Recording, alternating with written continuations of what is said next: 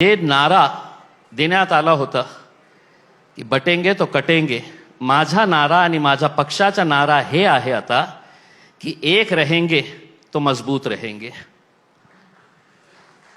पण मग माझा एक प्रश्न आहे, मी यापूर्वी सुद्धा माझा गट्टामध्ये हा प्रश्न तुम्हाला विचारला होता की जर का आता थेट अकबरुद्दीन ओवैसी पण नाही, म्हणजे असदुद्दीन ओवैसी तर बोलतात जनरली सेक्युलर लाइन्स पण आता अकबरुद्दीन ओवैसी हे म्हणत असतील तो आपके पार्टी का जो नाम है मजलिस इत्तेहादुल मुस्लिमीन, और ये सवाल मैंने आपसे पहले भी पूछा है, तर माझा आता प्रश्न आहे मग तुम्ही तुमच्या पक्षाचं नाव मजलिस इत्तेहादुल आलिमीन यानी सबकी पार्टी क्यों नहीं रख देते?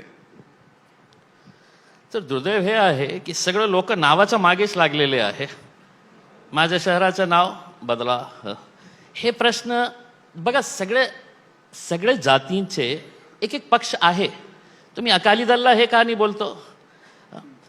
अनेक असे पक्ष आहे ज्यांना आपल्या, पण what is there in a name? काम महत्वाचं आहे का नाव महत्वाचं आहे?